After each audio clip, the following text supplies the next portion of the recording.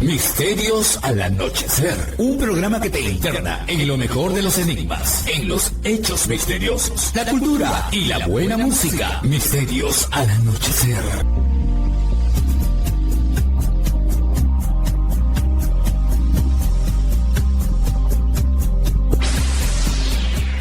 Fernando Chapi Martínez está presentando Misterios al Anochecer. Síguenos también en YouTube, Facebook e Instagram como Misterio Infinito Perú. ¿Qué tal, amigos? ¿Cómo están? Bienvenidos una vez más a Misterios al Anochecer, su espacio de enigmas, hechos singulares, entrevistas, cultura, de cuando en cuando su poquito de buena música y mucho, mucho más que se transmite a través de Radio Arequipa Internacional FM y también en la www.radioarequipa.com.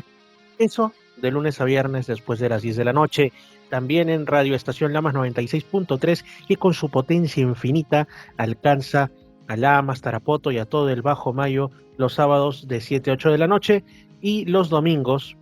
estamos en Radio Imperial 299.5 en Lima Sur, de 9 a 10 de la noche, no se olvide usted. Después los programas quedan en Misterio Infinito Perú en YouTube. Misterio Infinito Perú en YouTube. Si no están suscritos, pues que esperan, vayan por allá. Yo soy Fernando Chapi Martínez y por aquí tenemos una entrevista. Ustedes, si es que han escuchado el programa que se hizo, conmemorando de alguna manera que ya estamos cerca a los 4 años, los 4 años en el aire, por ahí con algún otro altibajo, con cambios, incluso en el nombre, pero bueno, ahora todo está yendo bastante mejor, creo yo.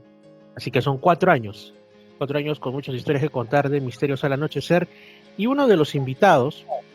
que siempre nos ha sorprendido, que ha estado dispuesto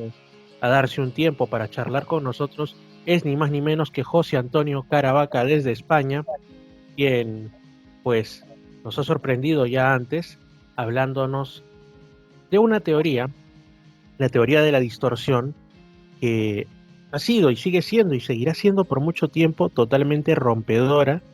de lo que usualmente nosotros entendemos por la ufología y los encuentros cercanos con distintos seres que una persona del común podría pensar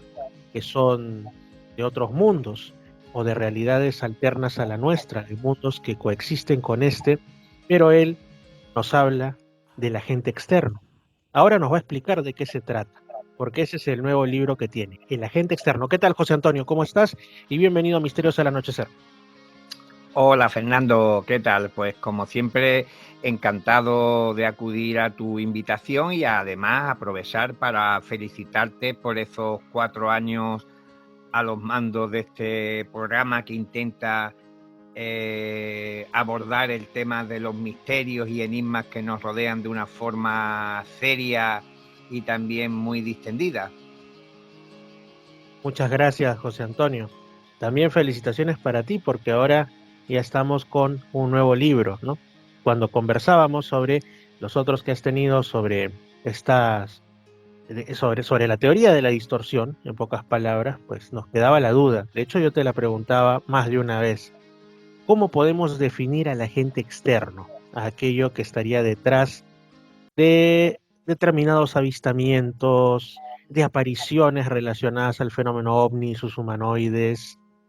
Y resulta que ahora en este libro, que es particularmente grande además, tú nos lo develas, nos lo muestras. Para empezar, quizá, José Antonio, un pequeño resumen de lo que es la teoría de la distorsión, para quienes no lo recuerden o no hayan estado en programas anteriores, y de ahí entramos de lleno a qué o quién es este misterioso agente externo que sería eso que se esconde detrás del fenómeno.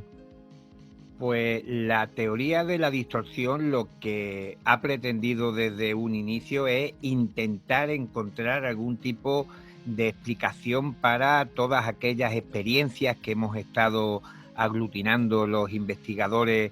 desde mediados del siglo pasado y que nos hablan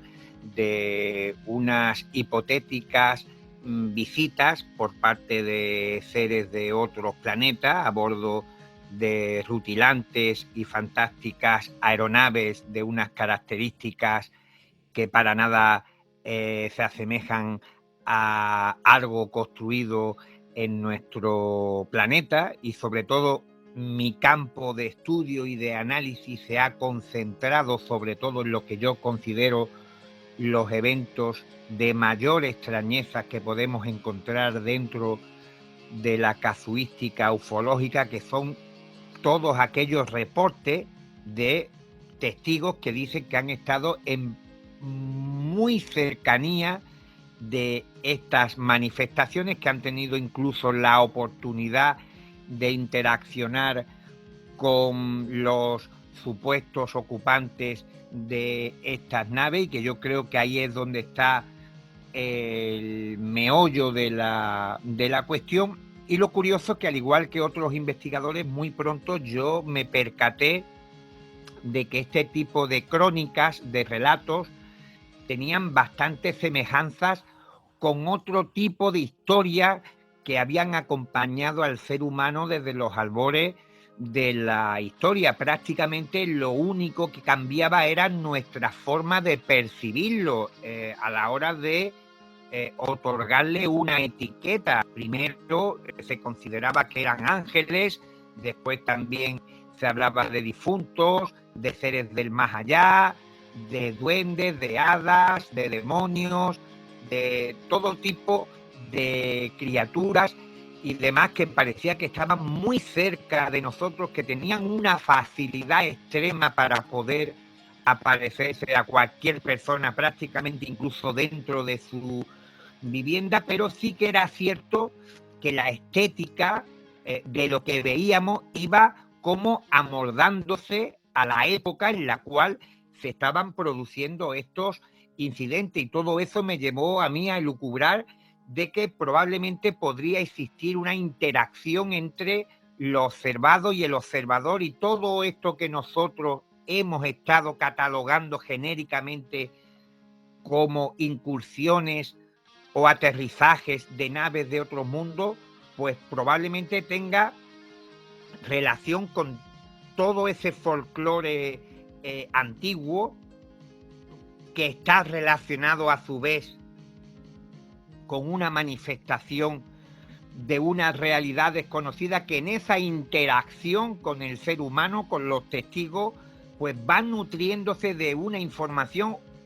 O también es posible que nuestra mente, a la hora de intentar darle forma, pues tenga que recurrir a algún tipo de códigos visuales que para nosotros sean reconocibles. Y actualmente, en la época de la era espacial, en la época del ordenador, del microondas, pues para el hombre del siglo XX, al menos de mediados del siglo XX, era más sensato, lógico, toparse en un camino oscuro con un alienígena y su nave que con un hada o un demonio. Y claro, todo esto pues nos lleva a replantearnos nuestra visión, nuestra comprensión del fenómeno, más allá de las imágenes que nos está transmitiendo, porque probablemente, insisto, sea algún tipo de interferencia que nuestra mente está ahí ejecutando para darle forma, darle un contexto, darle una significación que nosotros podamos entender. Justamente esa otra realidad, esa realidad que nos trasciende y que es la que estaría detrás de estos sucesos, ¿no? En su interacción con la mente del observador, su percepción, sería lo que tú denominas como el agente externo. Pero una de las cosas justamente es que yo decía, y creo que también otros se lo preguntan por lo que he leído en redes, por lo que me han comentado otras personas, ¿cómo definir ese agente externo? Claro, tú lo defines como otra realidad, ¿no? Que de alguna manera contacta con la nuestra, pero podría ser algún tipo de inteligencia, algún tipo de ser, vamos a llamarla así, o es algo completamente natural, algo que no es autoconsciente. ¿Cómo tratas tú este tema justamente ahora en el libro del agente externo? Pues mira, Fernando, tú en tu propia pregunta has incluido una serie de respuestas, y parece que es una paradoja, pero que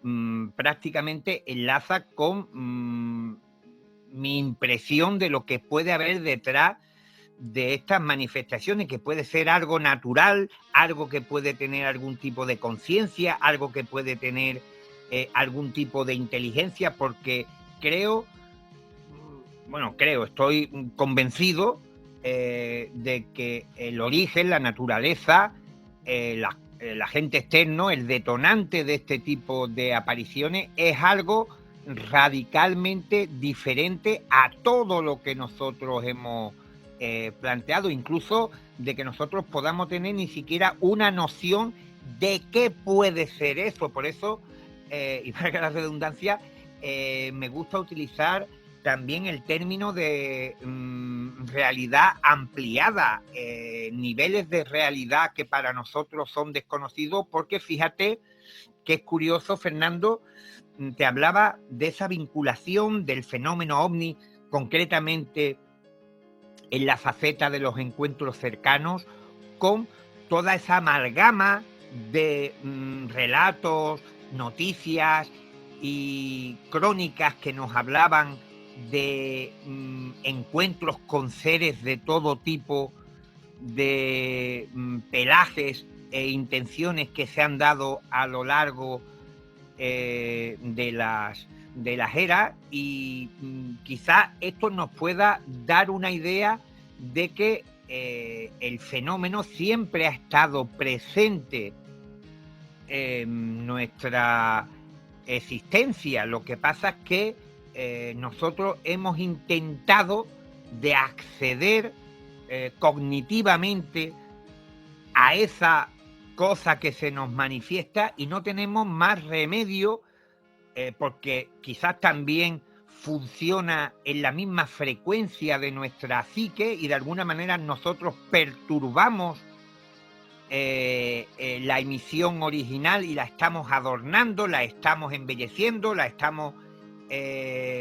transformando, distorsionando y aplicándole una información asociada a nuestra propia cultura. Te decía que en todos esos relatos antiguos y añejos se hablaba de que los protagonistas estaban, los testigos, las personas que narraban estos encuentros, pues estaban como en una especie de trance, de estado alterado de conciencia, de que tenían un tipo de visión distinta a las demás personas. Y curiosamente, en la casuística ufológica volvemos a encontrarnos en que los testigos parece que están en un estado no ordinario de conciencia, y para mí esta coincidencia, que no lo es un indicativo de que estamos tratando con el mismo tipo de apariciones y manifestaciones. Y quizás algunos de tus oyentes se habrán sorprendido que yo compare o relacione la descripción de una nave metálica que deja huellas, ocupada y tripulada por seres que parecen astronautas de otros mundos, con otro tipo de visiones y de observaciones que se han dado en nuestra historia, que parecen mucho más infantiles o mitológicas o folclóricas, y que no tienen por qué tener relación con esto que se está describiendo actualmente, porque nosotros tenemos una capacidad de raciocinio, o se nos considera que la tenemos para saber valorar en su justa medida lo que estamos presenciando. Y yo les recordaría de que y tú lo sabes perfectamente también, Fernando, como gran estudioso de la temática, que los informes de la década de los 50, 60, 70 del siglo pasado actualmente nos parecen vintage. ¿Por qué? Porque reflejan una supuesta tecnología alienígena que ha quedado completamente obsoleta. Los observadores hablaban de pantallas de ordenadores muy rudimentarias, de teclados con botones de colores, con palanca, escalerillas de aluminio para poder acceder dentro de la nave, el propio uniforme o la vestimenta de los ufonautas parecía que había salido del armario de un terráqueo, había cinturones, botas, guantes, monos, todo era demasiado similar a lo terrestre. Por tanto, ahí hay una disonancia que actualmente en pleno siglo XXI la podemos anotar y ver que no había pantallas táctiles, no había proyecciones holográficas, no había realmente nada altamente desconocido para el observador de 1960. Por ejemplo, si había que mostrar un mapa del lugar de procedencia de los extraterrestres a los testigos, pues este estaba dibujado o plasmado sobre un papel, sobre un elemento muy parecido al que se utilizaba, por ejemplo, para navegar en barcos. Por tanto, parecía como una escenografía, como una tecnología de cartón piedra, como la que se simula muchas veces en el cine, sobre todo en el antiguo. Hoy día se solventa todo con la pantalla verde, pero en la antigüedad había mucho de fabricación, de querer simular que era una puerta que tenía una tecnología y que se abría ante la presencia de los actores, pero todo era, como digo, artificio, y esto nosotros lo observamos en cuanto profundizamos y analizamos sin apasionamiento lo que está registrado en los propios informes que tenemos de todas estas experiencias.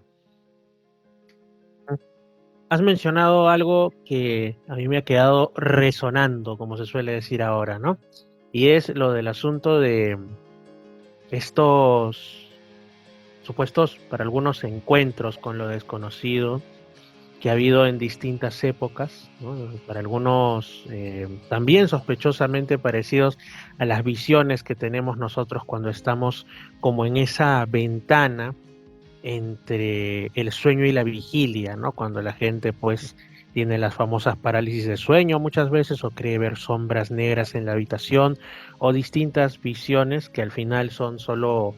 jugarretas de la mente, ¿no? Pero es, y a esto voy, una especie de ventana. Entonces, lo que yo me puse a pensar es si acaso no estaríamos hablando de que se trata más bien de un fenómeno, no sé si plenamente mental, no sé si plenamente que ocurre dentro de nuestra psique, o si es potenciado por la misma, al menos en parte, ¿no? O sea, que exista algún estado de nuestra conciencia aún no estudiado, aún no definido, ni reconocido, ni descubierto por las ciencias de la mente, mediante el cual, digamos que quizás se produzcan este tipo de apariciones, sean como una especie de sueños lúcidos o algo así, pero no exactamente, sino como que por ahí vaya la cosa, ¿no? Como también dicen por ahí algunos investigadores, como el caso de Néstor Ruarlanda, que él pues lo lleva por el lado de la DMT, pero que algo en nuestra química cerebral sea lo que de cuando en cuando pues nos hace entrar en estos estados de forma insospechada, y por ahí sería que o vislumbramos otra realidad, una realidad ampliada, como me decía él cuando lo entrevisté hace muchísimo tiempo, o una realidad que solo existe dentro de nosotros. No sé si por ahí va la cosa, o si tú entiendes que sí o sí hay un factor externo, más allá de estas ventanas de la mente, ¿no? Yo estoy plenamente convencido de que existe un agente externo que no lo hemos todavía identificado correctamente, y que evidentemente por esa vinculación con la psique humana es cuando se puede también valorar por parte de otro tipo de investigadores y compañeros la posibilidad de que todas las manifestaciones pudieran tener un origen estrictamente psicológico, pero a mí personalmente me cuesta admitir que esto sea solamente algo generado, aunque sea de forma arbitraria por el ser humano, porque hay que tener en cuenta que en muchos episodios se ha documentado que lo que se ve deja huellas sobre el terreno, interactúa con el medio y también puede producir diversas secuelas sobre el organismo humano. Por tanto, creo que hay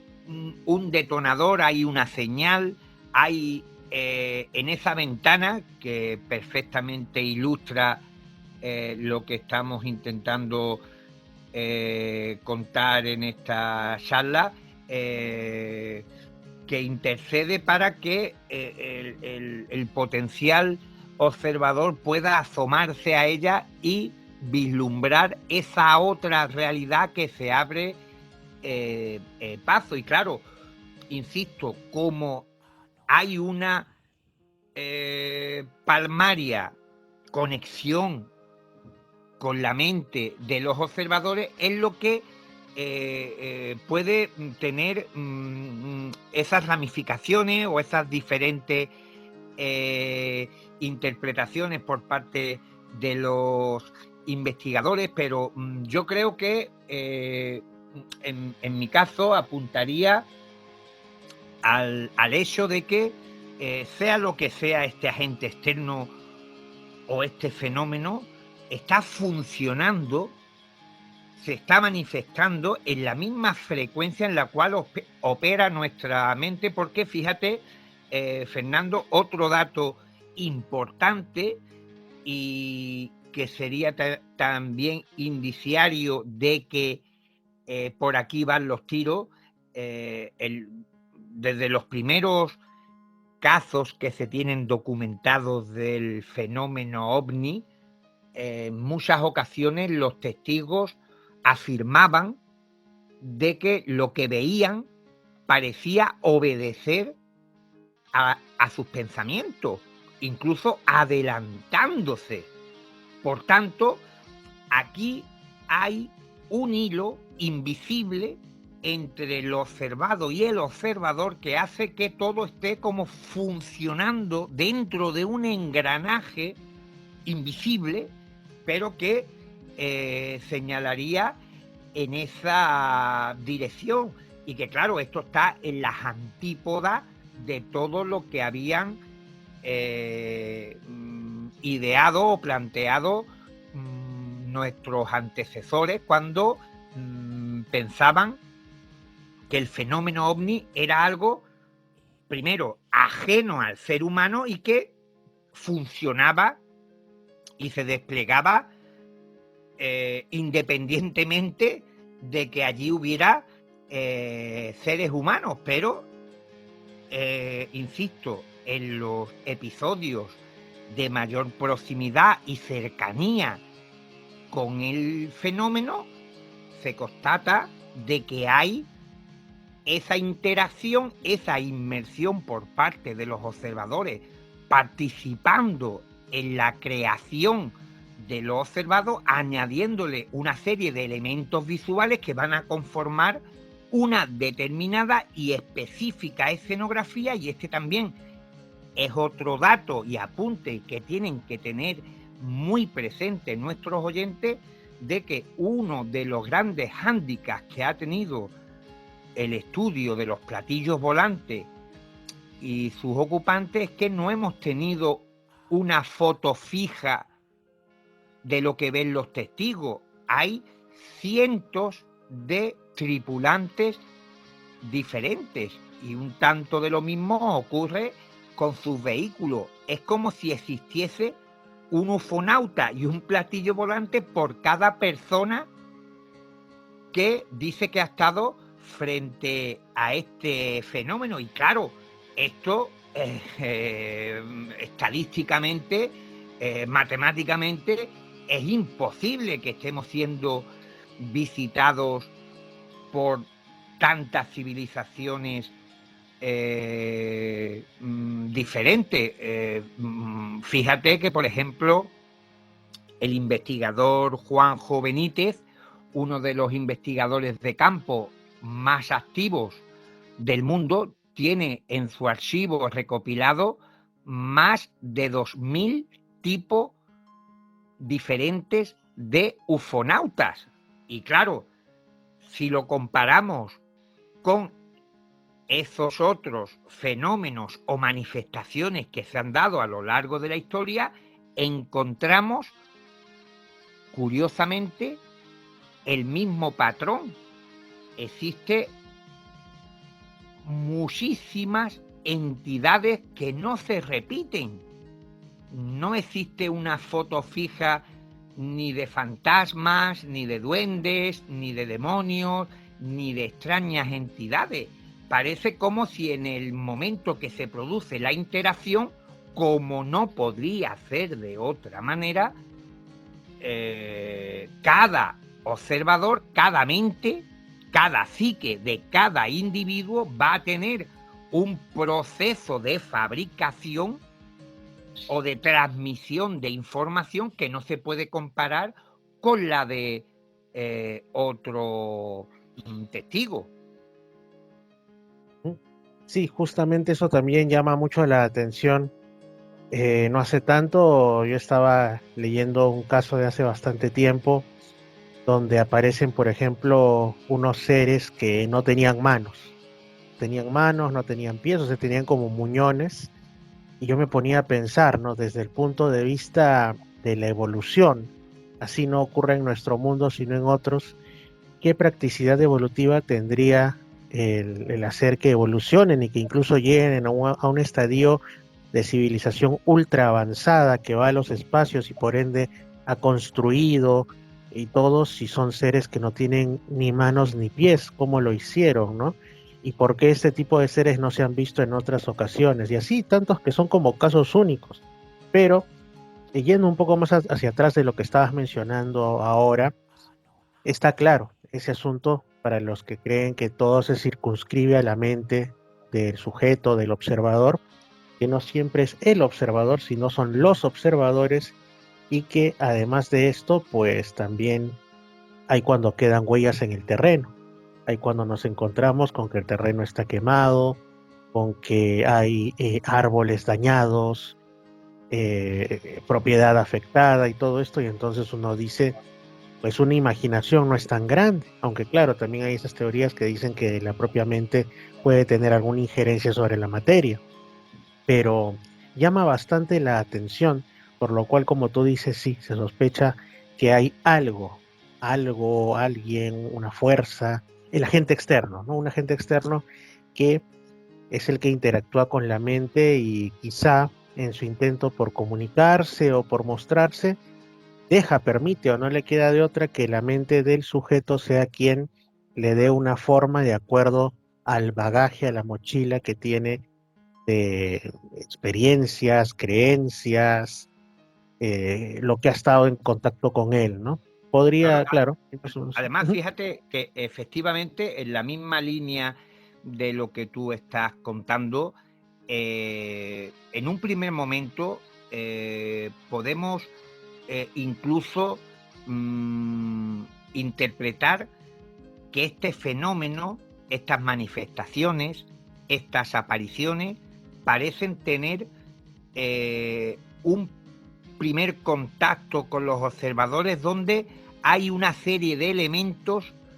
que sí parecen repetirse, como por ejemplo la observación de luminarias, de luces, de esferas luminosas, de seres luminosos, seres oscuros. Hay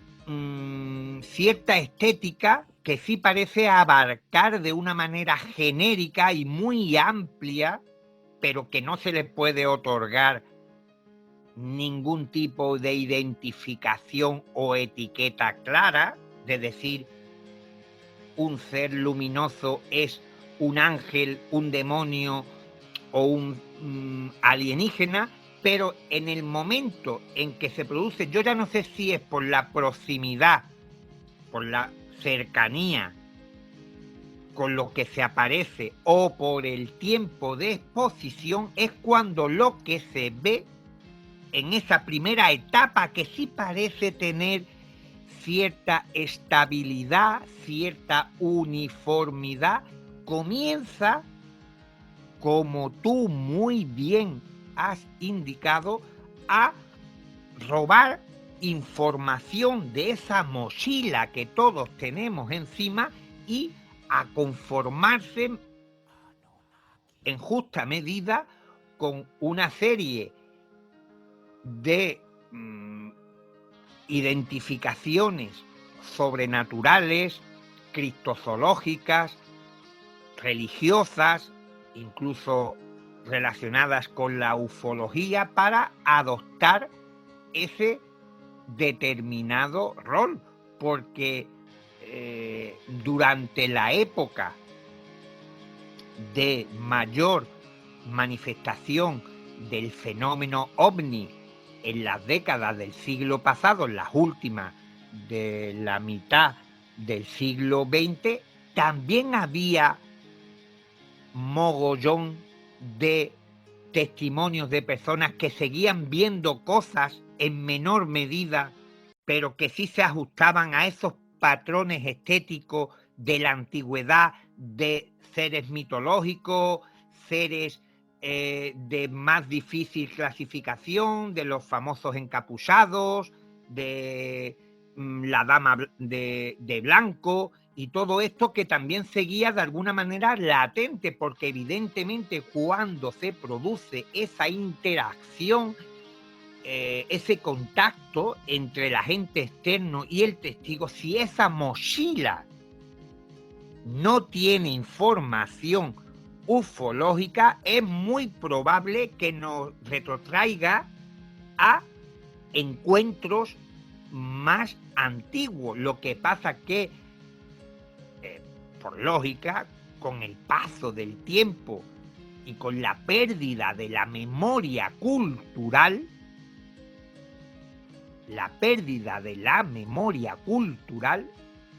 se pierde también la estética de algunas de estas apariciones, porque también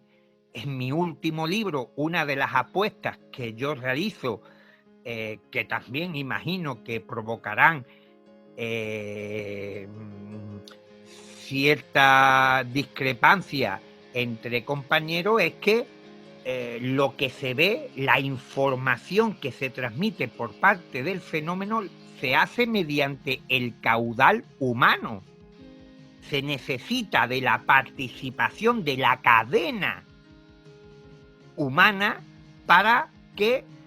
específicas informaciones que se van a encontrar incrustadas dentro de esa escenografía de interacción con el agente externo se puedan duplicar en otras partes. Y cuando digo duplicar, no me refiero a la exactitud de lo que se percibe, sino simplemente el esqueleto interno que componen estas manifestaciones, como es en la actualidad la visitación alienígena, el concepto de los platillos volantes, los ufonautas y los astronautas de otros mundos, por encima de esa otra información que se decía que cuando tú ibas por el bosque te podías encontrar, por ejemplo, a la Santa Compañía, te podías encontrar a la Dama de Blanco o cualquier otro tipo de entidad. Y esto, de alguna manera, a mi entender, a mi modo de analizar estos fenómenos, indicarían de que lo que se ve se traslada por mediación del ser humano, porque, por ejemplo, la Santa Compañía es un tipo de manifestación endémica de Galicia y de otras zonas de España, pero donde se ha dado con mayor amplitud ha sido en tierras gallegas. Es un fenómeno que viene, según la mayoría de los expertos, del norte de Europa, pero que se va adaptando, que se va retroalimentando de esas mochilas que había antaño también, y que cuando aterriza en Galicia, en tierras gallegas, pues adopta una escenografía que va a ser muy conocida allí, pero que como en siglos pasados no había los medios de comunicación que tenemos actualmente, pues evidentemente, aunque en otras regiones del planeta existen tradiciones relacionadas con el más allá, con la aparición de difuntos, de almas errantes, pero no tienen esa construcción estética específica que encontramos en Galicia, con ese desfile, con esa comitiva llevando un féretro, llevando un ataúd a cuesta, y que incluso puede llevar a la persona que posteriormente va a fallecer y que algunos vecinos reconocen participando en ese desfile tétrico y tenebroso de la Santa Compañía, pero que, como digo, de forma inexplicable, porque si aceptamos su literalidad de que son difuntos, almas, seres del más allá que vienen a anunciar una muerte, ¿por qué lo tendrían que hacer solamente en Galicia? De esa forma, ¿no podrían hacerlo de una manera más global en otras partes del mundo? Aunque, repito, en todas partes se cuecen habas y hay crónicas y relatos parecidos y tal, pero que evidentemente en la estética es donde encontramos esa gran diferencia. Y, por ejemplo, en España, pues en Cádiz y en muchos otros sitios, pues no hay tradición de este tipo de manifestaciones, y esto incide también en ese otro aspecto que tiene todo el universo forteano, y por forteano quiero meterlos a todos dentro de un saco, como son las apariciones marianas, los seres cristozoológicos, las manifestaciones parapsicológicas, lo ufológico, lo religioso, todo este tipo de manifestaciones que se han dado en todas partes del mundo, con una estética muy determinada, pues siempre han necesitado de una correa transmisora para que determinados roles, determinadas estéticas se repitiesen en diferentes partes del mundo. Uh-huh. Pero digamos, José Antonio, tú sabes que estamos en este mundo signado por la inmediatez, que no siempre se puede ser inmediato, ni corto, ni rápido a la hora de definir, sobre todo, realidades o constructos que son pues el fruto de mucha investigación,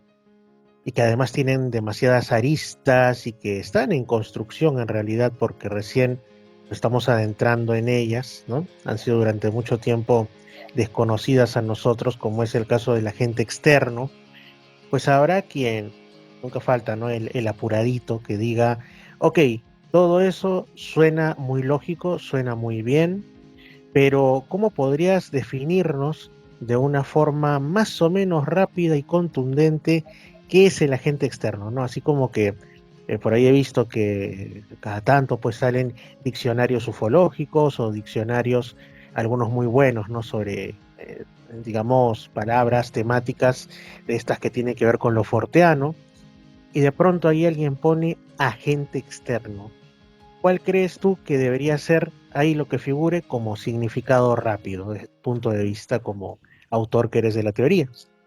Pues yo creo que es algo, y lo decía anteriormente relacionado con los conceptos de realidad, inteligencia e información, porque tenemos claro que esta señal que se está emitiendo desde alguna parte del universo, de la realidad que nos rodea, tiene esa inteligencia para maniobrar, para manifestarse en determinados momentos, en determinadas ocasiones y ante determinadas personas, aunque probablemente, y aquí yo coincido con las investigaciones que está desarrollando Néstor Berlanda y la gente del CIFO, como Diego Villegas, Juan Acevedo y Pepe y tal, que están haciendo cosas también en ese sentido que pueden aportar una visión muy interesante del fenómeno ovni, de que el testigo tenga esa predisposición por algún tipo de elemento interno que le permita asomarse a esa ventana. Y yo creo, y aquí entraríamos en lo mollar, y es que te decía que, por ejemplo, en todas las apariciones forteanas, las metemos a todas, la literalidad de lo que se ve incluye las respuestas, porque, por ejemplo, una persona que ve una gran criatura bípeda cubierta de pelo andando por los bosques, pues inmediatamente lo asocia a una criatura desconocida del ámbito zoológico, algún tipo de eslabón perdido, y que anda por ahí sin control. Con el fenómeno ovni pasa un tanto de lo mismo. No hay mucho margen de discusión de lo que vemos. Una nave que aterriza y bajan unos seres con escafandras, con trajes espaciales y con apariencia de no ser humano, pues inmediatamente nos viene a la mente la respuesta. No necesitan ni de análisis. Es un vehículo que viene de otro mundo. Con las apariciones marianas tampoco hay mucho margen para la duda. Con esa comitiva que te describía anteriormente de la Santa Compañía, pues volvemos otra vez a que la literalidad de lo que vemos ya contiene la respuesta. Pero, ojo, amigo Fernando y oyentes, aquí viene el problema. Ningún estudioso de ninguna de estas parcelas que parece estancas y aisladas unas de otras, pues ha podido demostrar, nadie ha podido demostrar que la literalidad de esa imagen se corresponda con el origen de lo que vemos. No sabemos si el ataúd y los encapuchados de la Santa Compañía realmente son seres del más allá, si el Bigfoot, el Yeti, el Sasquatch es un eslabón perdido, es un animal o una criatura fisiológica, y si un platillo volante es una nave espacial. Por tanto, yo creo, y volvemos al tema del agente externo, que la pantalla que describen los testigos de todos estos ámbitos de los forteanos es fascinante, es cautivadora, nos abre la mente, nos abre la imaginación a soñar con el más allá, mundos habitados fuera de nuestro planeta, eslabones perdidos sueltos en nuestros frondosos bosques. Pero, ojo, no sabemos si esto es verdad, y por tanto yo creo que esa pantalla esa escenografía es el ruido, la interferencia que no nos deja ver más allá de las señales, como si nosotros recibiésemos algún tipo de información por el canal o por esa ventana, y nuestra interacción, nuestra mochila nos impide llegar más allá, pero sí hemos podido sacar algunas breves conclusiones de que lo que se consideraba como colateral, como epifenómeno, como algo que orbitaba alrededor de estas manifestaciones, pero que no tendría mayor significación que ser como algo adherido al núcleo principal, que es la nave, el ufonauta, que es lo que nos gusta a los investigadores garabatear en nuestros cuadernos de campo, que es lo que nos lleva a soñar con otro tipo de realidades, pero que en donde sí encontramos concordancias, donde sí encontramos patrones, es en testigos de todos estos fenómenos que han tenido repercusiones a nivel mental, en un abanico también muy amplio. No solamente estaríamos hablando de personas, individuos que han desarrollado, que se habla también habitualmente, han desarrollado facultades extrasensoriales o poderes psíquicos como la telepatía, la curación, la visión profética o todo esto, sino que de pronto han sentido como un despertar de conciencia que los ha llevado a estudiar, por ejemplo, acercarse al arte, dibujar, esculpir, cantar o hacer miles de cosas que antes no se planteaban, y que evidentemente ahora mismo que lo estoy narrando, pues todos aquellos que nos están escuchando y que han crecido leyendo libros clásicos de la ufología, pues les puede parecer que estamos en las antípodas de todo esto, pero eso es realmente lo único que parece mantenerse como estático a lo largo de los tiempos, independientemente de la estética, del nombre, de la etiqueta. La gente... Así es. Sí. Así es, y justamente ese es uno de los detalles que muchos ufólogos lo toman como, por decirlo así, ¿no? Desde su punto de vista, como una prueba o un indicio fuerte, ¿no? De que un caso de avistamiento, o mejor dicho, de encuentro cercano con seres extraños, con entidades anómalas, pretendidamente extraterrestres, extradimensionales, como se les quiera llamar, pues es real, ¿no? Y es el cambio que obra en la vida de él o los testigos. Dicen que es bastante común que esta persona pues de pronto se torna casi irreconocible, incluso para las personas que más tiene cerca. Se vuelve un hombre o una mujer muy espiritual, o una persona con grandes inquietudes trascendentales, o de pronto lo que tú has mencionado, se dedica al arte o a todos estos senderos tan especiales del quehacer humano, ¿no? Y uno dice... o de pronto se le desarrolla facultades que antes era impensable, pero es importante ese matiz que tú incluyes, porque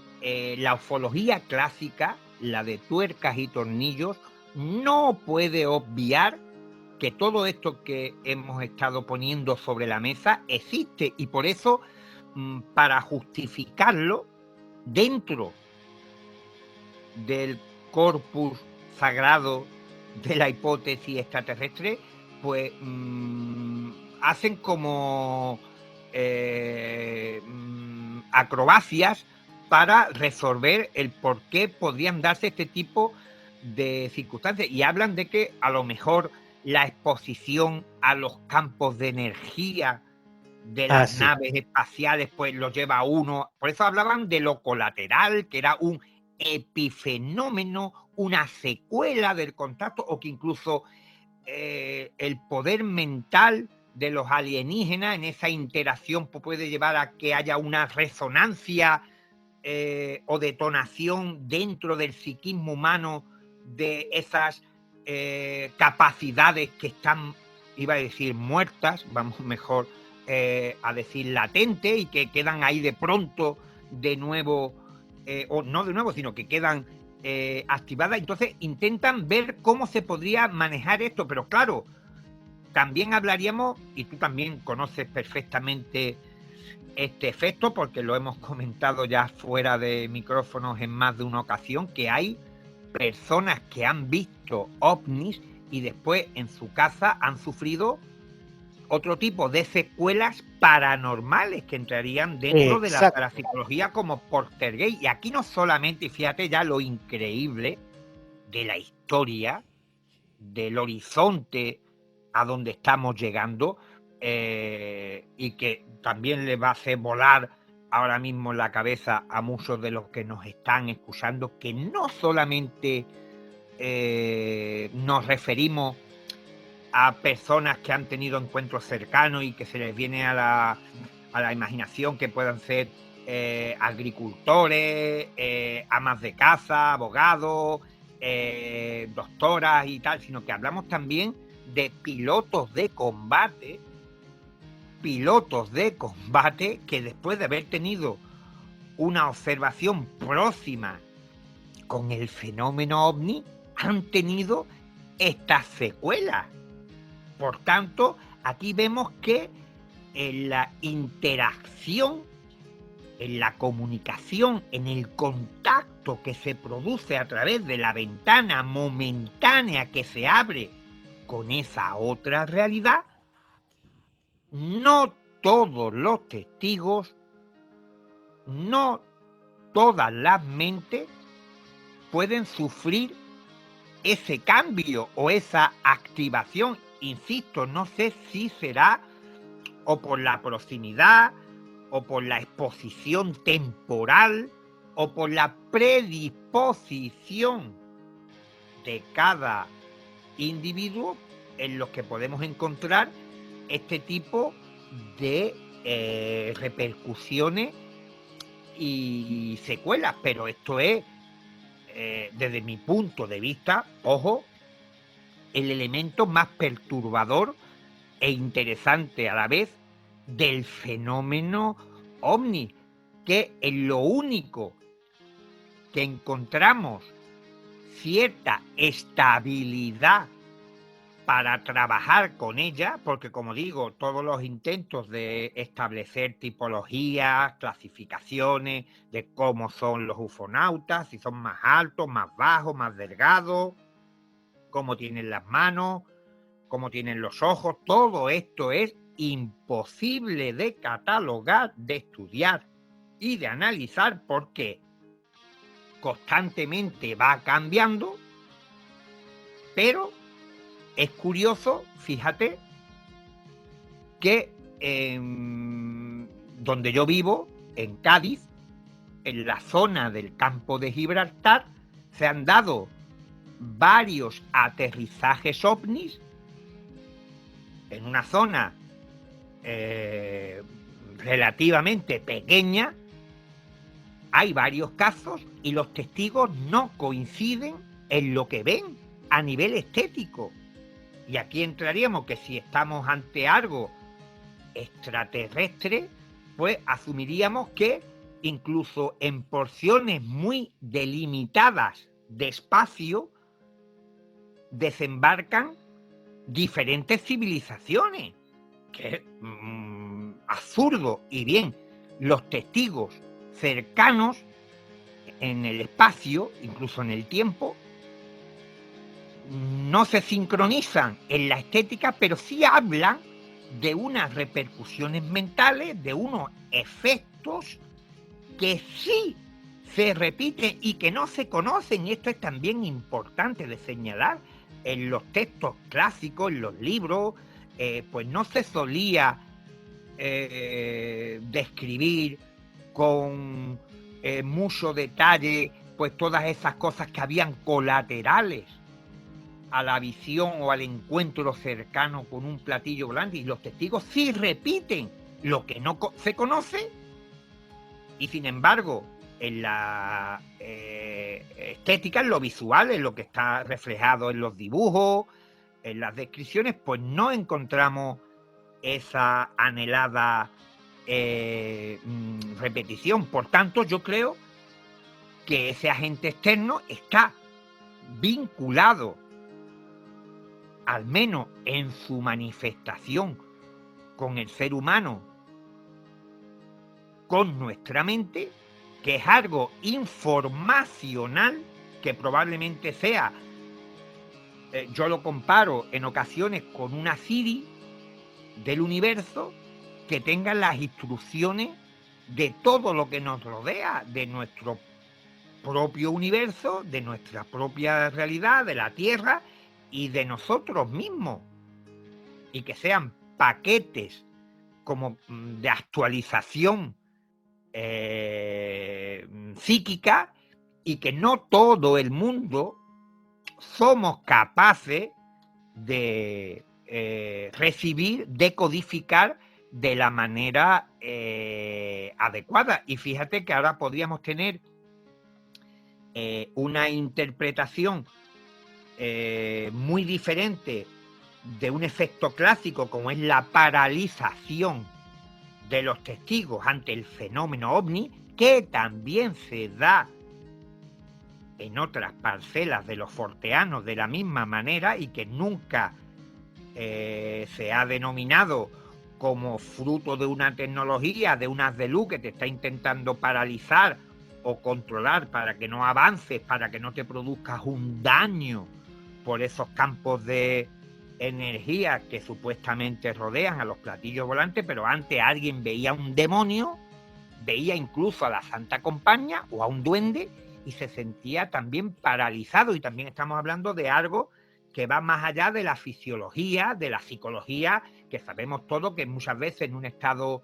de shock, en un estado traumático, una persona se puede sentir paralizada, puede actuar de una manera no habitual. Aquí los testigos son muy claros a la hora de definir que el estado en el cual se encuentran, tanto mental como físico, es algo completamente diferente a esto. Es como si el fenómeno le hubiese paralizado. Y claro, en mi forma de ver el fenómeno, pues yo diría que en esa interacción, como todos sabemos que el psiquismo, la mente humana, es la que controla la parte motora, si se está recibiendo algún tipo de como la actualización del ordenador, que muchas veces te paraliza las funciones habituales,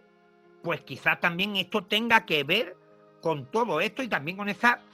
repercusiones que después tenemos, y que las actualizaciones pues a veces nos hacen bien y a veces, y perdona por la expresión, nos joden el portátil, el ordenador. Realmente me has dejado pensando en demasiadas cosas, pero yo creo que está bien. Ahora Me gusta dejarte siempre cavilando, Fernando. Sí, porque de ahí surgen aún más novedosas ideas. Pero ya que estamos llegando al final del programa, quisiera por favor que indiques dos cositas. Primero, ¿qué tal recepción está teniendo en la crítica? Me imagino que habrán habido por ahí resistencias, ¿no?, hacia la teoría de la distorsión, algunos que quieren seguir aferrados a antiguos puntos de vista, otros la adoptan. Eso en primer lugar, y en segundo, por supuesto, lo más obvio, que es cómo obtener tu libro del agente externo. Pero empecemos por la primera parte. Pues mira, la primera parte, yo que soy optimista de cuna, de nacimiento, será por mis raíces gaditanas, yo estoy muy satisfecho, muy contento con la repercusión en general de la teoría de la distorsión desde el año 2000 que llevo embarcado en esta definición del fenómeno ovni. Los libros han tenido muy buena acogida. Yo no lo veo de otra forma que también generen debate, generen controversia. Yo siempre estoy dispuesto a la confrontación intelectual, de poner sobre la mesa toda la información y que podamos seguir avanzando en el estudio, análisis y, para mí, más importante, comprensión al menos de lo que los testigos están percibiendo, que ese siempre ha sido el leitmotiv de la distorsión, que más que una idea, una hipótesis, un planteamiento para explicar qué es ese agente externo, qué es lo que provoca el fenómeno, yo siempre he considerado la distorsión como una herramienta que podamos utilizar para comprender mejor por qué los testigos ven lo que ven y por qué lo ven de esa determinada manera. Hace poco, te adelanto, que precisamente el amigo y gran estudioso e investigador Néstor Berlanda me decía que había aplicado la distorsión para averiguar algunas cosillas del famoso incidente de Juan Óscar Pérez, y se ha llevado una grata sorpresa al certificar de que es una herramienta que te puede abrir puertas a la hora de identificar esos conceptos, esas informaciones de la mochila de las que se ha podido valer el fenómeno para edificar, construir esa arquitectura psíquica que ven los testigos. Y con arquitectura psíquica no me quiero referir a algo del orden de lo mental, de lo ilusorio, ni siquiera de los trastornos mentales, sino que es algo que tiene como germen esa traslación de información desde el observador a lo observado, y por tanto concluyo de que incluso con el poco tiempo que lleva agente externo en venta, pues está funcionando de forma admirable y muy contento. Y después, si hay alguien que está interesado en aproximarse a las lecturas de mis libros y de agente externo en concreto, pues puede buscarlo a través de las plataformas habituales que hay en internet, que también la mejor herramienta para hacerse con este tipo de obras. La más común y la más conocida es Amazon. También lo pueden hacer, si sobre todo se encuentra en España, a través de la editorial Guante Blanco, y poco más puedo añadir. Excelente, José Antonio. Quiero darte las gracias por estar aquí en Misterios al Anochecer. Siempre es un gran gusto contar contigo, y pues estoy seguro que este es uno de esos programas, modestia aparte, como para poner una y otra vez hasta lograr captar la idea plenamente, porque es tanta la información que hay en la teoría de la distorsión, y muy especialmente cuando se enfoca la mira en el agente externo, es tan condensado, es tanto lo que hay para pensar, que da como para repetirlo cual podcast una y otra vez, ¿no? Así que, José Antonio, muchas gracias por estar aquí y esperemos que muy pronto haya otra oportunidad. Pues, como siempre, el agradecido soy yo por tu invitación, por compartir aquí en el espacio etérico de las ondas y de la comunicación a través de internet, de poder tener esta oportunidad de charlar de un tema que nos apasiona, que estamos trabajando desde hace bastante tiempo intentando ofrecer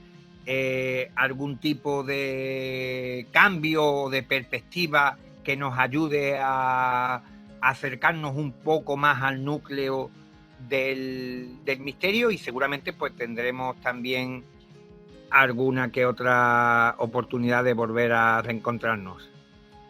Así es, muchas gracias.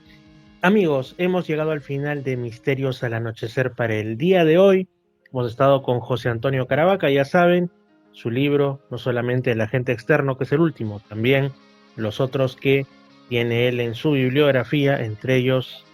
el que nos habla para iniciar de la teoría de la distorsión y que lleva ese nombre, Distorsión. Así que,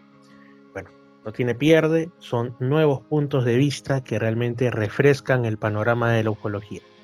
Nos estamos escuchando nuevamente, si están en Radio Arequipa Internacional, ya saben, el día de mañana, porque esto va de lunes a viernes, minutos después de las 10 de la noche, y están en Radio Estación Lamas o en Radio Imperial 2 dentro de 7 días, si todo va bien. Tengan muy buenas noches y cuidado que por ahí puede haber alguna jugarreta del agente externo y terminen ustedes cambiados, espirituales, pero eso sí, habiendo vislumbrado un aspecto que nunca imaginaron de esta realidad que nos rodea. Un fuerte abrazo y hasta la próxima en Misterios al Anochecer. Ah, y no se olviden, también Misterio Infinito Perú en YouTube. Chao. Fernando Chapi Martínez está presentando Misterios al Anochecer. Síguenos también en YouTube, Facebook e Instagram como Misterio Infinito Perú. Misterios al Anochecer, un programa que te interna en lo mejor de los enigmas, en los hechos misteriosos, la cultura y la buena música. Misterios al Anochecer.